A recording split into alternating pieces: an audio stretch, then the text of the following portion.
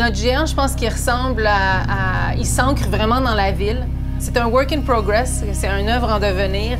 Et puis, je pense qu'il porte le message qu'ensemble, on est capable de grandes choses. Parce que rapidement, eux autres, ils s'en viennent de... En embarquant sur ce projet-là, ce qu'on a eu envie de faire vivre au public, c'est évidemment plein d'émotions et entre autres à travers l'équipe d'artistes qu'on a réunis pour cette occasion-là. Ce sont des artistes qui travaillent, évidemment, ont des numéros individuels ou des duos, mais aussi travaillent depuis longtemps collectivement. Le rapport à l'échelle était vraiment intéressant, je pense, entre nos artistes et ce géant-là. Et puis nous, on a rapidement donc imaginé aussi un espèce de chantier un peu dans l'univers des voyages de Gulliver.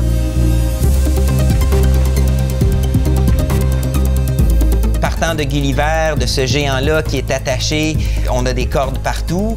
Les cordes viennent de où? Bien, viennent normalement d'une bobine, sauf que là, étant donné qu'on a un géant de 50 pieds, ça prenait une immense bobine. On s'est assuré de la créer de façon à ce qu'elle puisse être utilisée acrobatiquement de plein de façons.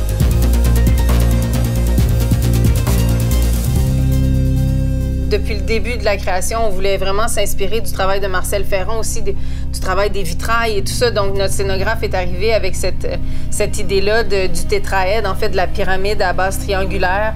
Et puis, en assemblant donc toutes ces tétraèdes-là, bien, on forme un cœur, mais un cœur qui est très graphique aussi, qui est pas très organique et qui, donc, sied bien, justement, à cette espèce de géant de ferraille.